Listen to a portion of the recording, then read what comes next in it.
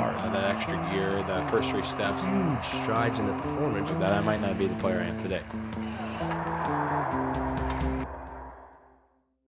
Welcome to another episode of Behind the Gear, and today we are sitting with Isaac Ratcliffe, and Isaac Ratcliffe's about 7'7", and seems like every time I see you, just get a little bit taller. Yeah, seriously, get the stilts on every time I get in here.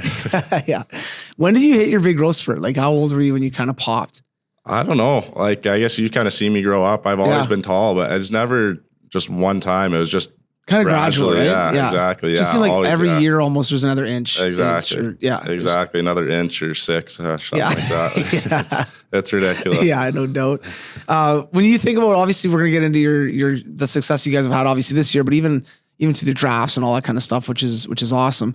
But when you go back to kind of your beginnings in London, at what age did you start? Now you're one of 3 boys. You're the youngest of 3 boys, so probably got your ass beat quite a bit by your older brothers. Yeah, a little bit. I think like I started skating when I was 3 or 4, like pretty much any other Canadian kid. But started playing probably at 5. So, and then I don't know, always on like the back, like kind of like backyard rinks and stuff with my brothers, or going over to even Oak Ridge in London, going to skate there, just public skates, and growing up in Byron, playing for West London. And then, obviously like road hockey with my brothers was huge, mini sticks. So it would always turn into a battle. And that whole competitive side for sure came from my older brothers. I mean, every time coming down, like in the basement, whatever it was, coming down the side, I was for sure getting hip checked or something like that, which definitely toughened me up for sure. But no, it's really been over time. I mean, all that stuff has pretty much come from my older brothers, Landon and Keaton too. They've really kind of developed me into the player that I am today, and the person as well. I mean, just the things that they kind of put me through. I was laughing about it the other day too, is that they forged me into the person that I am today. But I mean, through the good and bad lessons too, kind of take the good from what they do and kind of fish away the bad a little bit. But because they probably paved a pretty massive highway for you to not mess up as far as the stuff they've done, right? Exactly. Waking up every morning, hear my mom screaming at him for something, and I say, okay, don't do that in the future for sure. Maybe learn from that one. Yeah, stay under the radar a little bit. Exactly. And also too, I think by the third kid, once the third kid gets to 17, 18, your parents are like, whatever. Like, I've seen this, whatever. They've been going through it for 25 years now. They say, no, we're done. You're fine. Just go do whatever you need to do. We had 2. We kind of gave up on them now. So you go off on your own. Yeah. Now 3 boys, how many times a week would Big Al just like lose it, come running down the stairs and just lose it on you guys roughly? You know what? It's actually the other way around. My dad was actually probably the more calm one out of my the whole family, honestly. But my mom, I'm going to say at least once a day. Like, it's something. It's something. There's so many different stories. I mean, like girls in my brother's bedroom or something like that. And my mom yells at him, or she'll be like yelling from upstairs. She won't hear anything. So she'll walk in his room and there'll be a girl in there, and she just starts screaming like, get out of my house, get out of my house. And I'm sitting in my room just like trying not to laugh, but at the same time, absolutely terrified that something's going to be thrown through my bedroom door or something like that. That's awesome. Oh, that's great. Have you ever heard the line from your mom? Like, why do you guys just fight? You guys just fight for me? Or are you guys always just fighting for me? Used to hear this all the time from my mom. I'm like, no, we're not fighting for you. I hate my brother. I want to beat my brother up. But it's like every time like mom would be gone, or I'm sure you guys are all getting along fine. Then all of a sudden mom comes home and it's chaos. And, exactly. Yeah. I mean, it's all for the show. That's all it is. Yeah, exactly. You got to put a camera up in the house. Yeah, totally. Now, obviously growing up playing minor hockey at West, when did you jump into that kind of more competitive hockey, like that AAA? Did you go right in at Adam and kind of play AAA all the way through, or were you a little bit later getting into it? I started off actually my last year of it was a year we were supposed to play house league, going into competitive hockey really when I was about 6 or 7 years old. I jumped up a year and played with the older kids, and I was obviously a bigger kid at that age too, so it made the transition a lot easier. Still as a young kid, I just wanted to compete because I was competing with my brothers my whole life too, and I guess wanted a bit more of a challenge and actually go into more competitive hockey. And then again, I think it was 2 years later where I jumped up again and played with a year older again. And the same exact thing. I mean, a bit more competitive, kind of more across Ontario rather. We're playing with the London Junior Knights. And then, went back to my own age group the next year and just played with that with, I mean, the next, I guess it was all the way 6 through, years, right? all the way through minor hockey. So you were granted exceptional status twice in your career. Exactly. Yeah, exactly. That's what it was. At 6 and at 8. That's unbelievable. Yeah, exceptional status in London, Ontario. That was pretty impressive. Out of house league novice is unbelievable. It was crazy. It was all in the newspapers and oh man. Yeah. Now that 99 group, you guys had a good crew, right? You got to like a lot of the guys. Are you still tight with some of those guys as far as maybe some of them don't play hockey anymore? Obviously, a lot of them don't. A lot of them do. You got still a lot of guys that are playing some good hockey. But is there still a bit of a crew from that age group growing up that you still kind of hang with and chum around with? Yeah, definitely. Every time I'm coming home, shooting them a text, seeing what they're up to, or going out and kind of kicking it around with them too. And obviously with Nick Suzuki as well.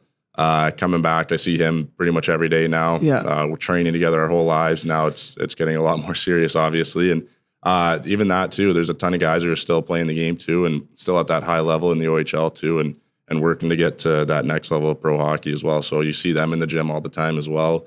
Stay tight with them outside of the gym as well too. So it's awesome to come home and see how everyone's moved on, and even the guys who've dropped hockey off too, and kind of got out into the real world as well, got into a real job, and seeing what they're up to. Still staying tight with them even when I'm across the country sometimes or wherever I am, but. It's pretty awesome to come home and see it's cool. Everyone's tight. It's one of those things with hockey too, that there's so many other things aside from getting a chance to play. Like, you and Nick and a couple of guys got a chance to play in the O and get a chance to play some professional hockey. But when you look at sport and hockey, because we're talking about hockey, it's cool to see, like, whether you play or don't play, there's still boys. You're still Isaac Ratcliffe. You're still that guy who crapped in his pants when he was 5 years old. Like, right to these guys, it's, it's great that you're playing, but they don't care. They just want to see you. You're their buddy, and you forge these friendships that will probably be hopefully friendships forever. And when you guys probably be playing men's league together one day, and you know what I mean. Exactly. But that's those are the kind of cool things with hockey that a lot of people forget about. Is just like the lessons you learned, obviously along the way, and then the friendships that you make, and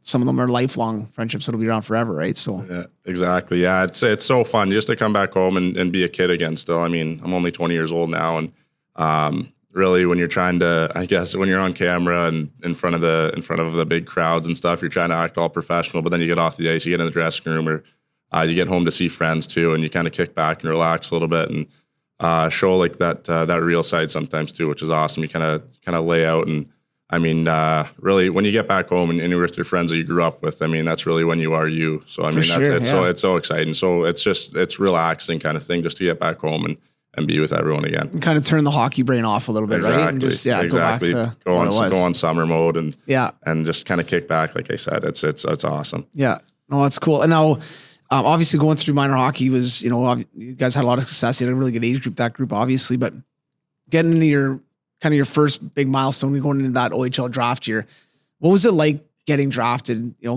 got drafted high. What was it like getting drafted? And obviously, your team, you had a lot of guys who got drafted off that team. Going through that with you and your family, and you were the first boy in your family to get drafted, that high. What was that whole experience like? Was it pretty laid back because you had two other brothers that played and they kind of went through a little bit of the process, or was it pretty hyped up?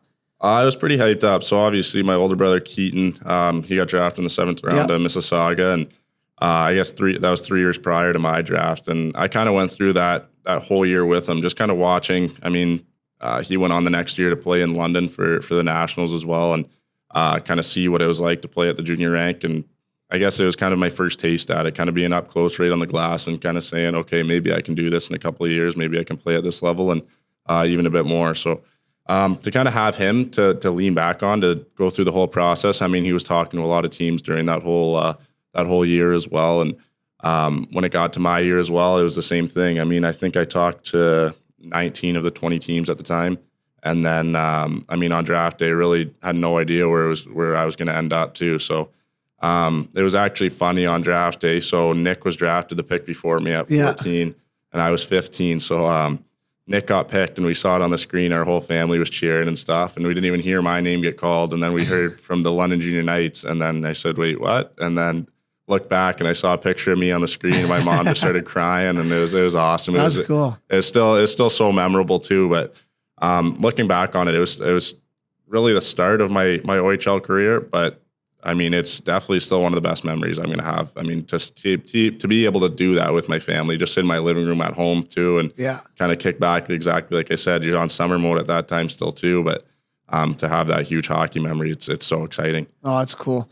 And how like were your brothers pretty supportive, or were they just chirping you the whole time? Well, on that day, they were honestly pretty hungover, I'm pretty sure, because they were on the couch, eyes were barely open. So I mean, they go, okay, congratulations, give me a hug, and they go right back to bed, and they go, okay, yeah. But no, over the past time, I guess it's been 4 years since that day. They've, been out to as many games as they can. They've obviously got their own busy schedule too, and shooting me texts after all my games saying, "Oh, great job." So it's awesome to have that support from, 4 different people in my family. Obviously, I have a stepbrother and stepsister as well too, and they're always firing me texts as well and trying to get out to as many games. I think my sister and her boyfriend were the biggest Guelph Storm fans this year too, which was awesome to see. So it's so exciting to have all that support too. For sure. And then kind of fast forward to your next kind of big milestone is the NHL draft. And obviously, you had a good year, your rookie year in the O, and then that going in that second year, you had a, obviously really good year.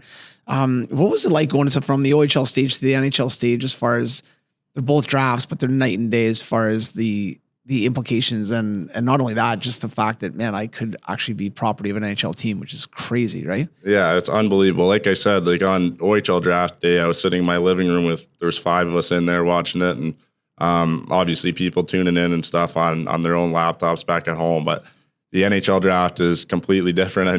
You have all those like TV broadcasters sitting there recording you. There's about 10,000 cameras right there if you're walking down, and there's another 20,000 people around you watching you walk down the steps to go accept the jersey too. And that whole day, I think I was just sweat right through my shirt the first day.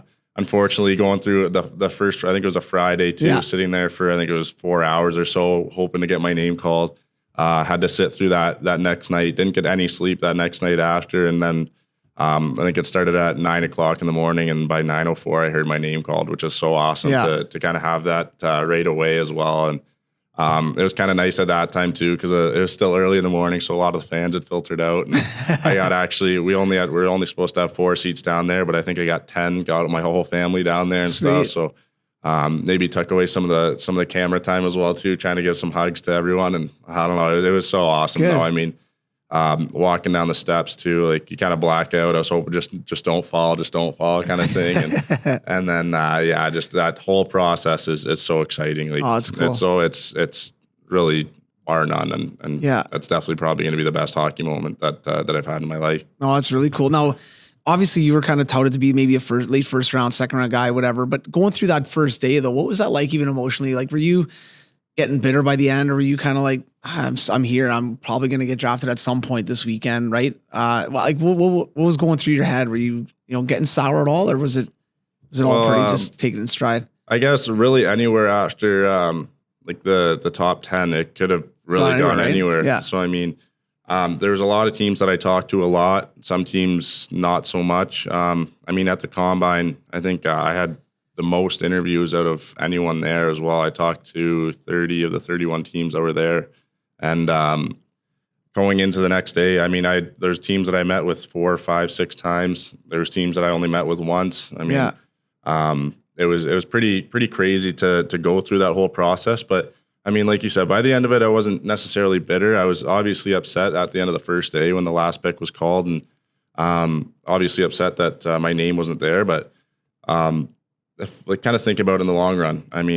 I got this whole next day to kind of look forward to now. Pretty much, I get 2 days of it now too. So I get to come back in here, sit down, and enjoy it. Sweat again. Exactly. Yeah. Put on the same shirt the next day, and it's absolutely drenched. But no, it was so exciting still, just to have the next day as well. And then I'm going up into the box afterwards. There's already a player there waiting for me too, and just to introduce myself to her. I actually already knew him before, which is even better. It was Morgan Frost, and it was pretty cool to go through that experience again too. But after the first day, it was a little heartbreak, but really it lasted for about 10 minutes. You try to go to bed, didn't really sleep, like I said, but then you wake up the next day and it's a brand new day again. It's awesome. And still heard my name called early, which was awesome. Yeah, no, that's cool. Now, is there a party, like little voice inside your head that's like, I want to stick it to every team that passed up on me?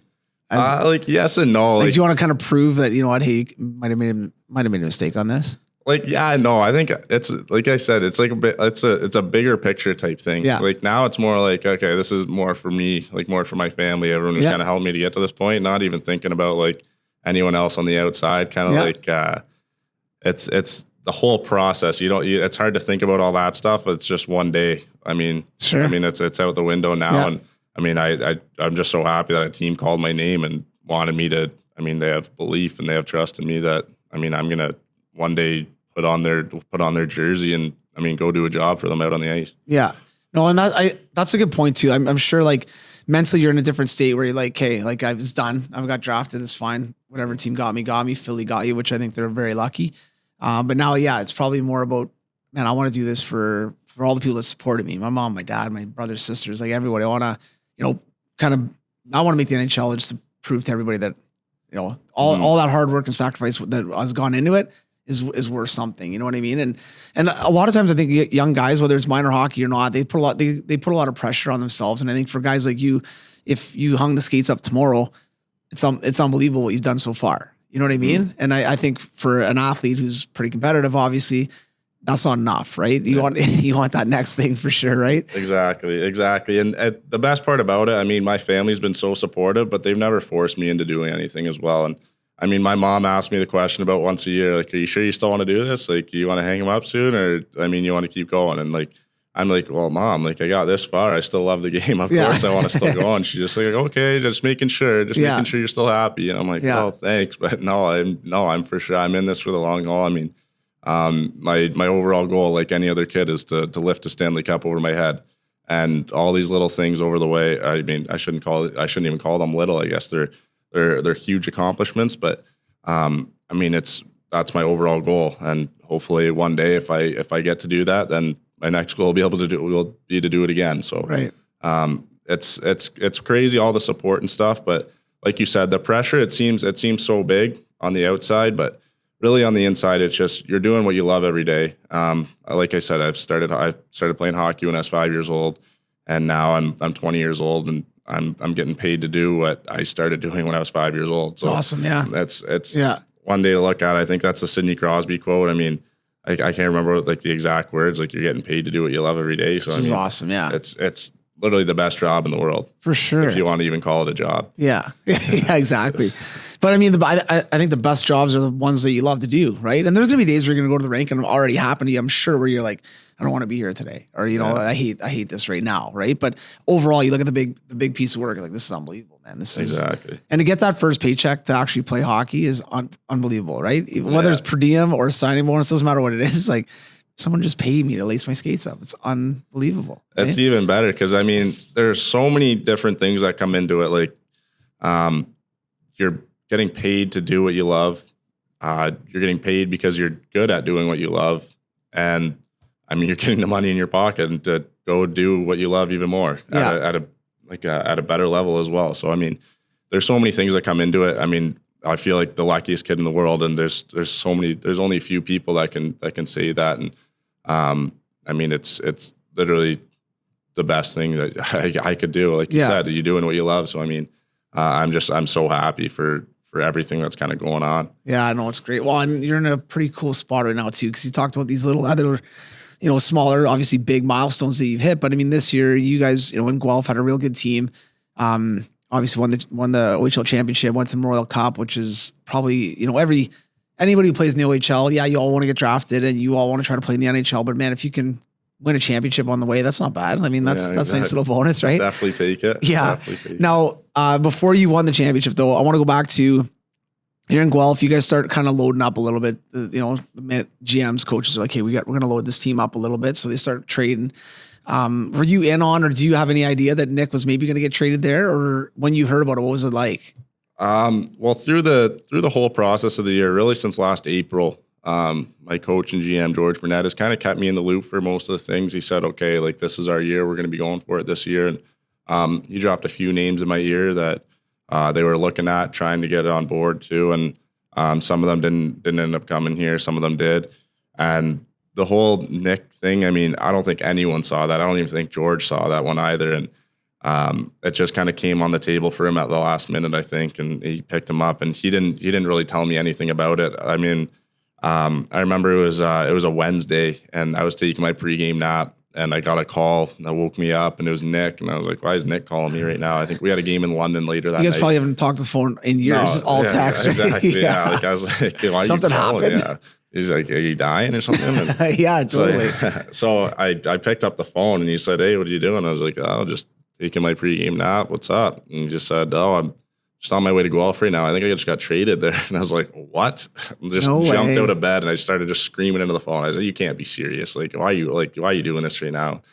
And then you had Sean Dursey and Zach Roberts in the car with them too. And they're both laughing. They're like, yeah, we're on our way. Like, no way. We're going to meet you guys in London. And then unfortunately, the whole like process and stuff kind of got delayed a bit. So they didn't end up coming till the next day and stuff. And that whole day was just, we're sitting on the bus just absolutely starstruck. I mean, we're talking about bringing probably one of the best players in junior hockey to our organization, along with, one of the best defensemen in the league, and then one of the best grinders / power forwards in the league too to our organization. And then, but at the same time, you're obviously giving up a lot of like a few of your friends as well. So it's crazy to think about the whole process. But how that improved our team was unbelievable. And it really showed. We went on the run we had because of those guys. Yeah.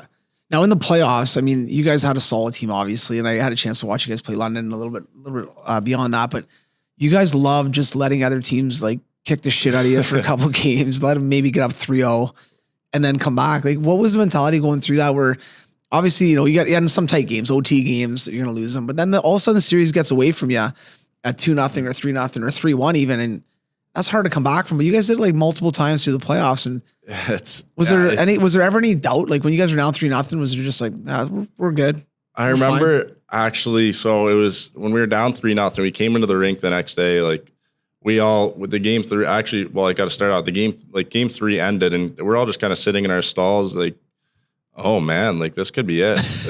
Like this could be our junior hockey careers out the window right now. I think there's 12 of us that were moving on to either go play pro or to go to school or whatever it was. And then the next day we came in and everyone just kind of smiling. Everyone's kind of like casually walking around, saying it like it was any other day. And then I remember one of the players, Cedric Ralph, sent this video in our group chat. And it was the LA Kings 2014 team that came back on San Jose when they were down 3-0. They went on to win the cup. And so we all just kind of gathered in our lounge together. We had a nice TV set up there, so we all just kind of gathered in there and we were just watching it together. And it was organized. Everyone just kind of came together, and it was just the weirdest kind of thing. And then I think it was game 4.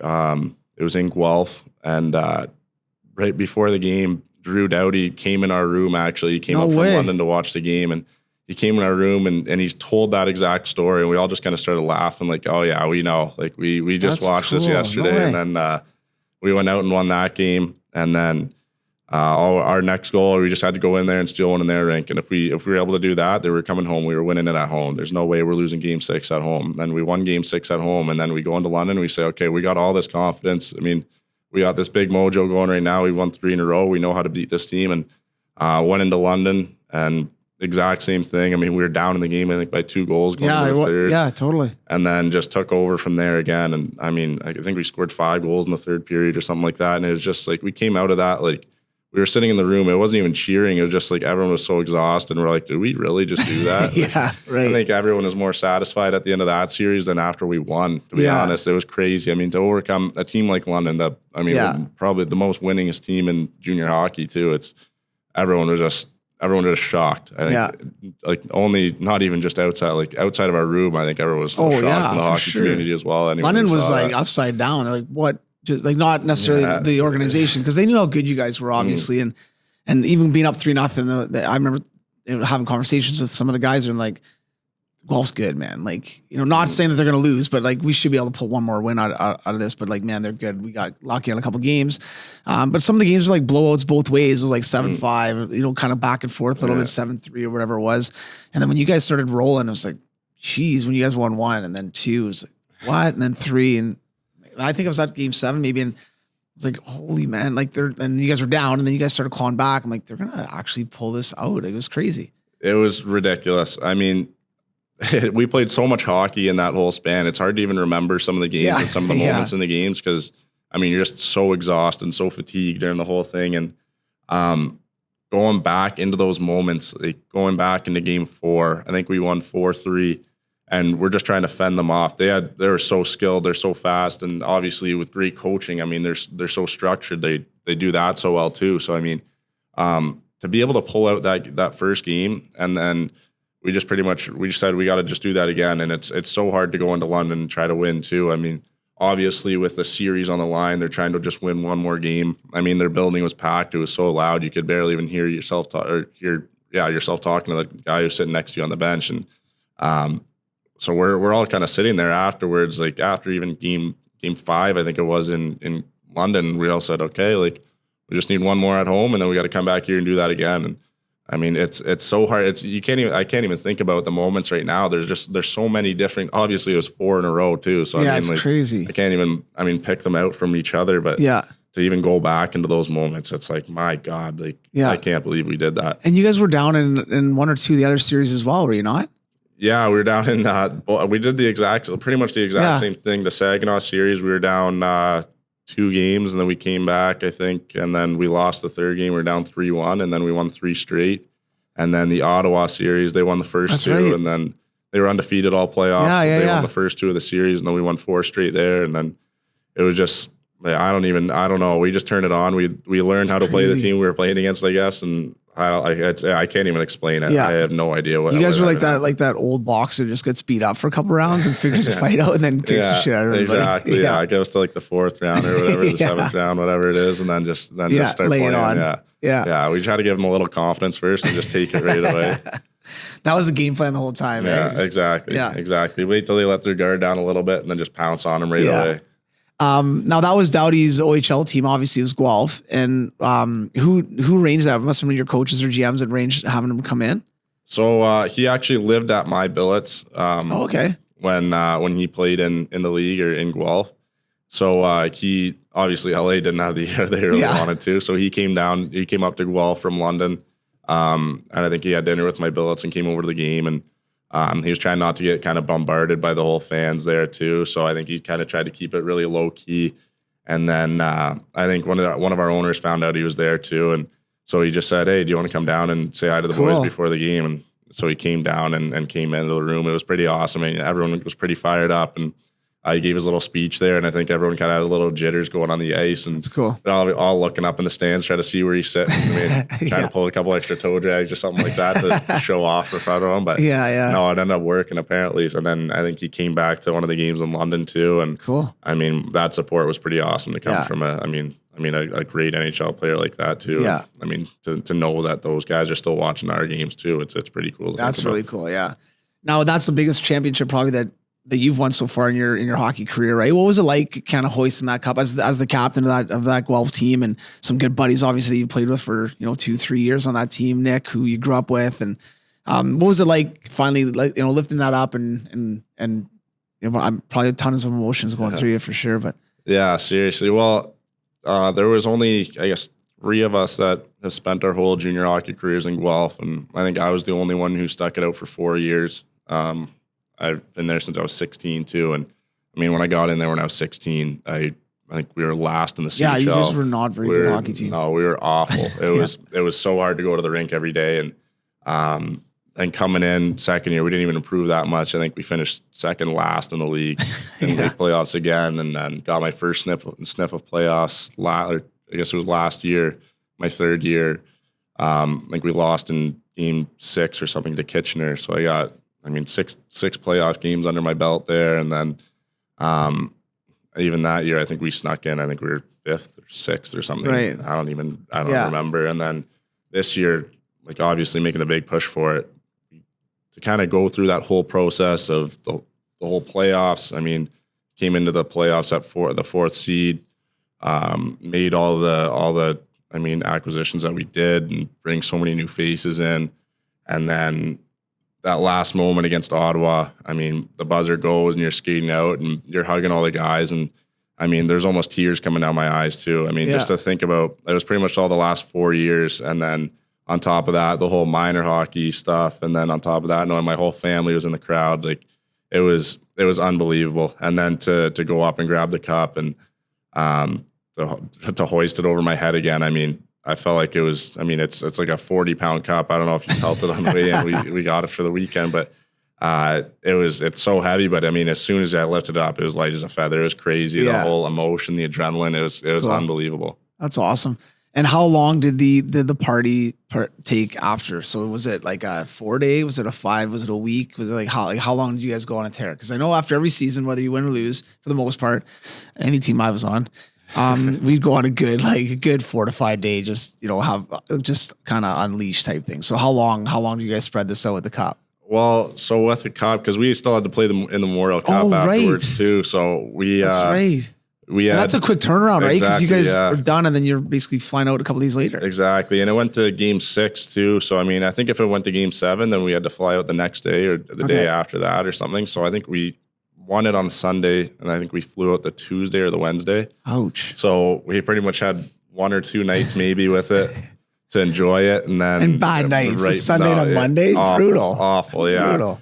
And I think the school was over too, so all the University of Guelph students were gone too. So even if you bring it downtown, there's just the regulars, like the 40-year-olds who shouldn't be in there, just go there every night, and it's hilarious too to even think about. But no, it's still the one that's so enjoyable. I mean, that night after, I mean, we brought it over to one of the bars in Guelph, and it was pretty much just all of our families in there too, which is even better too. Yeah, so it's not just a lot of random people, but. No, it was so fun. But no, even after the Memorial Cup, I think it was in Halifax. So we got one night in Halifax. I mean, the night we lost, and we're all obviously so upset. But now we're just like, okay, we got to relax now. I mean, this is going to be our last night together, really. So, I mean, let's enjoy it. And then I got back to Guelph, and then pretty much it was about a week straight, I think, of just kind of going at it. And now everyone kind of filtered back to their hometowns, got to see their family and stuff. And then, I mean, it was about 2 days after that. You're like, oh, okay, we got to kind of get back into hockey mode. We got a lot of us have development camps coming up. Some guys got to go to, just go to school things and get on the ice again there. So we're like, okay, so we got to pretty much get right back to it. I mean, the off season's not that long this year. When you go late like that, especially Memorial Cup, like you're playing almost into June, and then you got development camp in 3 weeks. So it's definitely a quick turnaround for a lot of you guys. Exactly, it's a tough one. Exactly. So it was. You get to enjoy it for about 2 weeks, and then you got to turn hockey mode right back on. And you get, it's crazy just the turnaround. It's pretty much like the double turnaround within 2 weeks. So, I mean, it's crazy, but I mean, it's so exciting too, because you as long as you're away from the game for a week and then you miss it. So I mean, it's cool to get right back into it. That's good. How fun was Halifax? It was a blast, it's a good actually. City, eh? I think all of our families had a lot more fun than we did, though. For sure. We're playing every other day, so the only time we get to really enjoy the city is on our off days, and we're just pretty much walking around watching other people have fun. So I mean, it was awesome, though. I mean, you walk down the street, and it was kind of unfortunate. I think we were there for 10 days, and I'm going to say 6 of them it was raining. Oh, was it really? Yeah. It was a nice setup, though, we had. I mean, every other day was like so nice. It was warm too, and we had a nice setup where everyone was kind of downtown. So we had our hotel, and it was about a 5-minute walk away from the rink. And then every day we'd walk over to the rink on our own or take the bus, whatever we needed to do. And then you can walk back, and you walk down pretty much every street, and there's patios open. It's cool, people always sitting there too. And you can walk down to the water and I mean, have all the seafood you want down there too. So it was awesome to kind of enjoy that too. And just like a great city for it too, especially at that time of year. Yeah. What bar did you guys end up going out to when you guys went out on the last night? It was called the Ale House. It was pretty greasy kind of thing. Your shoes stick to the floor. We got all of our families in there too. Live music? Yeah, live music. I think every place honestly, I think every place in Halifax is live music too. It was crazy. It goes 24/7 there. It's a really cool city. Yeah, my brothers really had a lot of fun there too. So I was afraid to even come down and see them after some of the games too. I wasn't sure what state they were going to be in. But. Yeah, they're enjoying it, right? And there's so many bars there, man. It's unbelievable. And everything's up on the kind of walking up that hill, like the whole place, right? But yeah, it's a really, really cool city, man. Yeah, unbelievable. Awesome. It seemed there's about 5 patios just in a row, and then you walk down the next street and it's the exact same thing. Like, all right, so what's going on here? Yeah. And it's loaded out all the time too. I mean, people are just in there for hours and hours on end. It's a Wednesday afternoon or something like that. Yeah, right. No, exactly. That's the East Coast though. The East Coast is like friendly, fun, laid back, like to have fun, like to party. It's great out there for sure. So now next steps for you, basically got development camp coming up again, and then you're going to be starting your pro career, whether it's hopefully with Philly, if not, it'll be, in the AHL. What's your mindset going in this year? You've gone to a couple development camps now. You kind of want to prove that, hey, I played my junior. I've kind of accomplished what I wanted to accomplish in junior as far as having a good year. I mean, you had 50 snipes this year and I think 15 or 16 in the playoffs, which is unbelievable. But now, like, what's your mindset going in this year as far as, I know when you're young, you get there and you're like, yeah, I want to play in the NHL, but I'm sure it's an eye opener. We're like, maybe I'm not quite ready to play in the NHL yet. Right. What's the mindset now going in? Well, right now, I guess with the season just ending like a couple weeks ago, my first thought is pretty much thinking about the summer. I mean, there's all the things I got to improve on. Like skating is going to be a big part, obviously. And, that kind of quick power stuff. I mean, getting out of corners and getting out of battles quick. And, there's so many, obviously you can improve your game so much in every different aspect, but there's obviously those little things that, I mean, you see at the pro level, that's like, I kind of need to do that. I need to work on that a ton to be up there.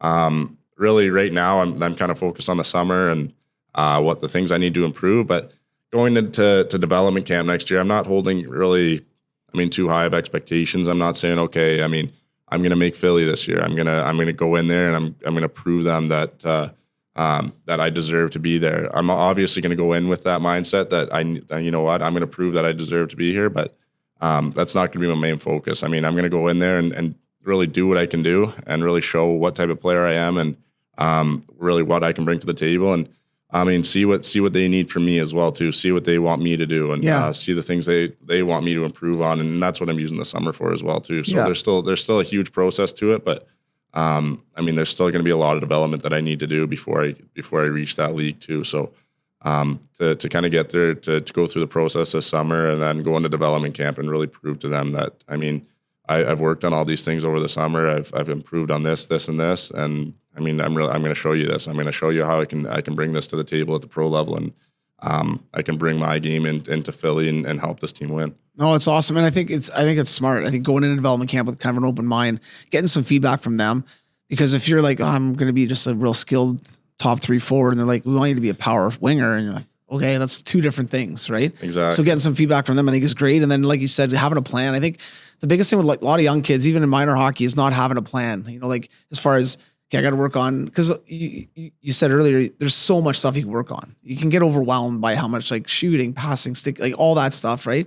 But having a plan on 2 or 3 different areas you want to really focus on and work on, and then try to improve those areas. Yeah, you can work on a lot of other stuff, but really focusing on the main things are going to help you become a better player for what you need to be, whether it's a power forward or a top 6 player or a 50 goal scorer, whatever that is, right? Like, and I think a lot of kids and parents don't see that. They just kind of do everything, and then it just becomes a big bowl of scrambled eggs, basically, right? Exactly, so yeah. I think focusing, like kind of like you said, is huge. And I know development camp can be long. Like we talked about a bunch that I go on the coaching side, but you go as a player, and there are long days and it's a long time. But I think if you go in with that mindset of getting that feedback and making the most out of it, then you're always going to get something out of that week, Exactly. And that's what, it's great in Philly too. They really tell us right off the bat, this isn't an evaluation camp.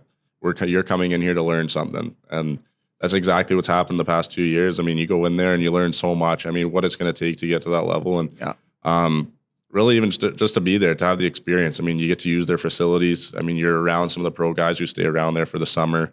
You're treated like a pro up there too. And just to have that whole experience, especially before moving up there this year. I spent a little bit time in Lehigh Valley last year as well at the end of the year, and spent some time in Philly too, obviously during camp, and just to get to the city, just to have the feel for it, what it's going to be like if I'm going to live there soon, or if I'm going to play there as well soon. So just to have that whole experience, to learn so much through just camp and all that stuff, and all the things they kind of teach you, all the things you go through.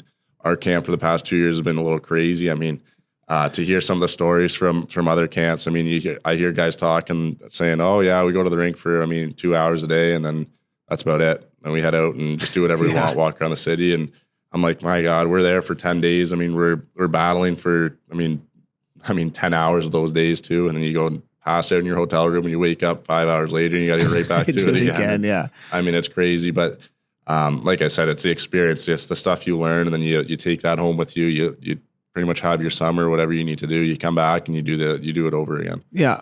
No, it's great. I really appreciate you stopping by. I'm not gonna keep you all day, but a couple other things I wanted to ask you, just some kind of behind the scenes stuff a little bit on, like, you talked a little bit about the combine, and for those who don't know, the combine's basically they take the top 100 prospects for the NHL draft, and basically like lab rats, they put you under the microscopes and just like you got fitness testing. And then you said you've met with every team, but a lot of the teams want to interview you young players and kind of ask you questions and see what's going on and kind of get to know you a little bit more. And I'm sure they've checked your profiles out in your Facebook and all that kind of stuff. Was there any teams or any time that you walked in one of the meetings with one of the NHL teams where maybe there was an ex-NHL guy there that you kind of remember watching when you were a kid or whatever, you're a little bit overwhelmed? Is there anybody that you remember you're like, oh man, that's so-and-so?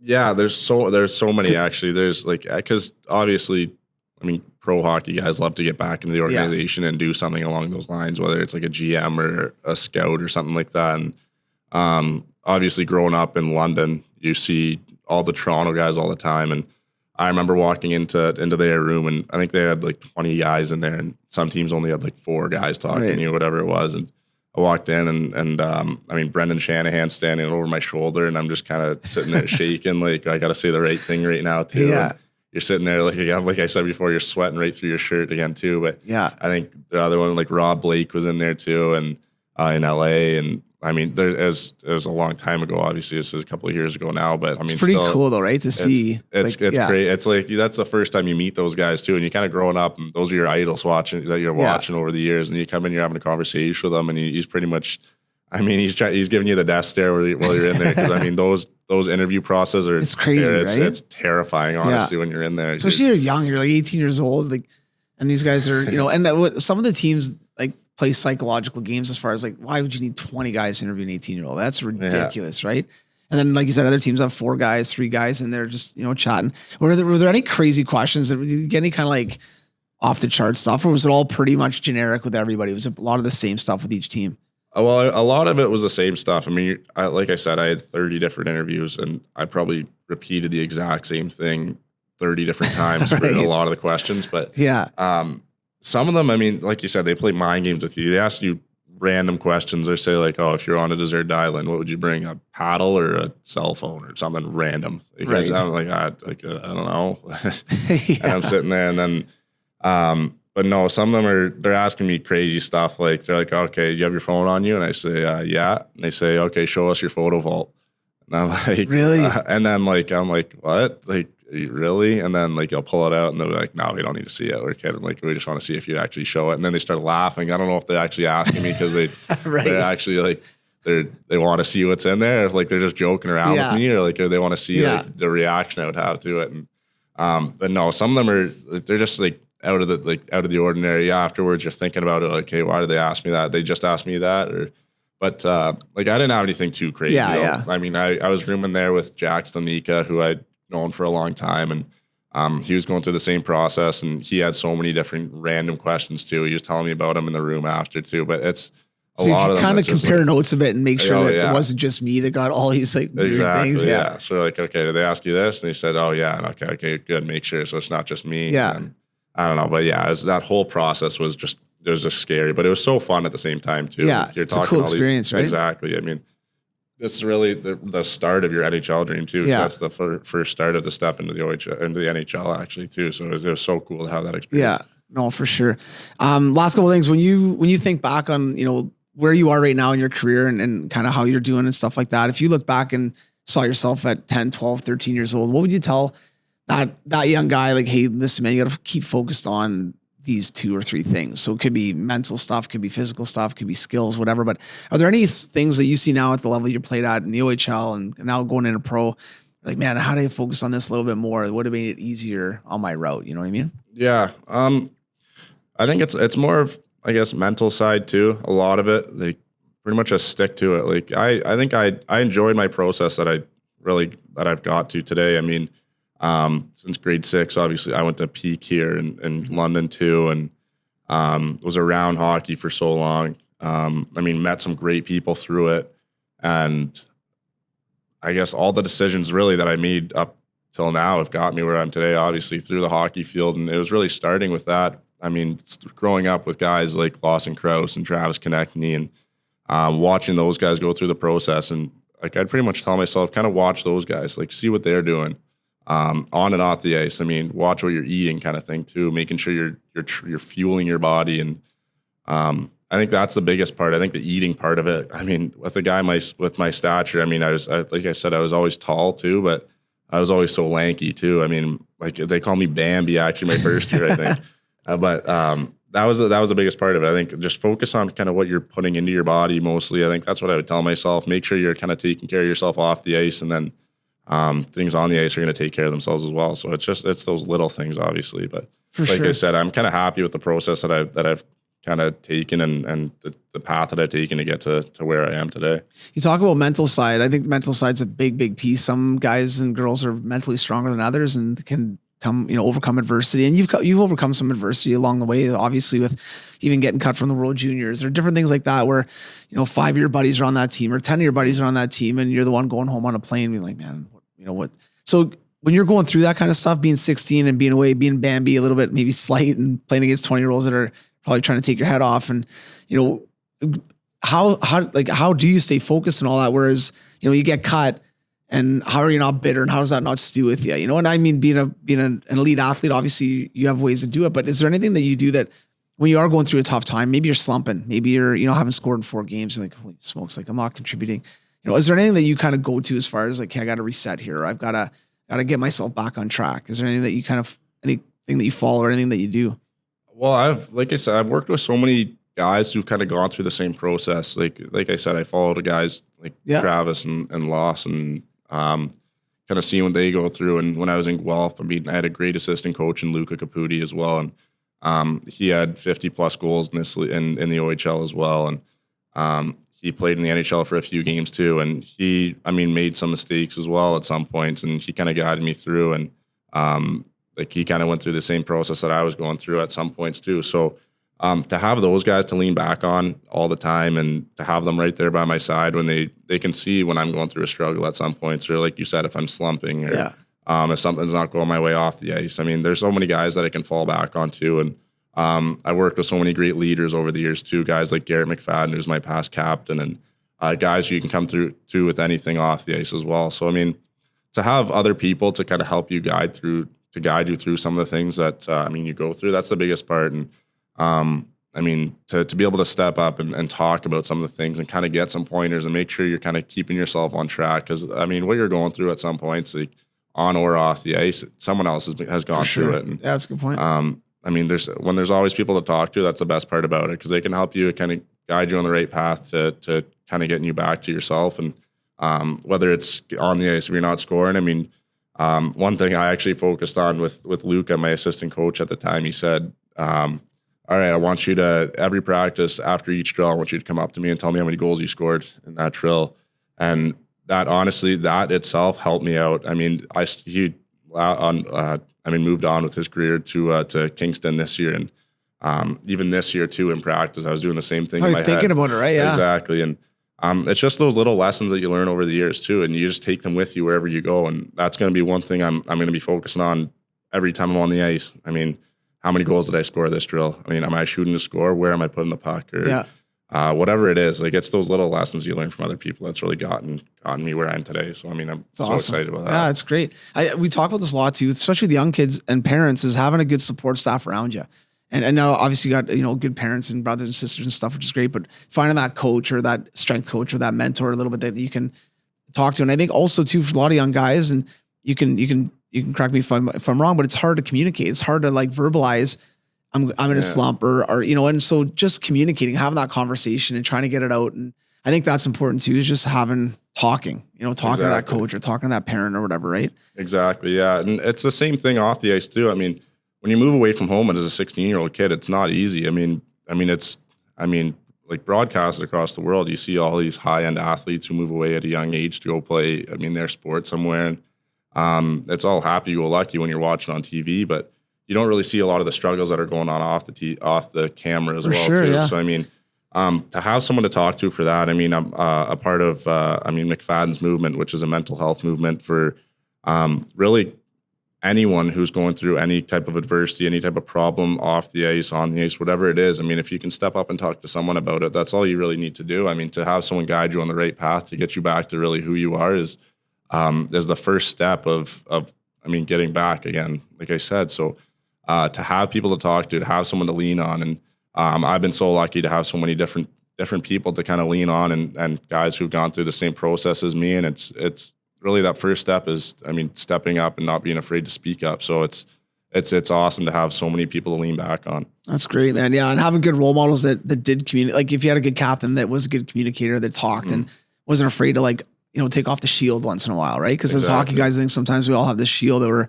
trying to protect, being macho. No one wants to cry at a commercial or on a movie, you know what I mean? Yeah. But it's like, it's just being a person, man. It's not a big deal, Exactly. It's not, everyone goes through it at some point or the other. So, why not step up, talk about it? Like that's the biggest part we talk about too, is just, don't be afraid to kind of come out with it. But obviously there's some things you want to keep to yourself, keep private, and you don't want to sound weak or whatever it is. But like I said, people go through some of this stuff all the time. So it's awesome to have people to lean back on, like I said before. Whatever the problem is, whatever it is, to kind of move yourself forward. And even when times are going right too, you want to kind of talk to someone about it and, okay, how do I keep doing this? How do I keep this kind of high rolling? And it's awesome to have so many people to lean back again, like I said. Yeah, I know, it's great. And I think it's huge for anybody to have success, whether you're in minor hockey or you're writing books, or it doesn't matter what you're doing, but having that support group that's encouraging and that you can bounce ideas off of and kind of go through problems with, I think is obviously massive for sure. Exactly. Yeah. And to have I'm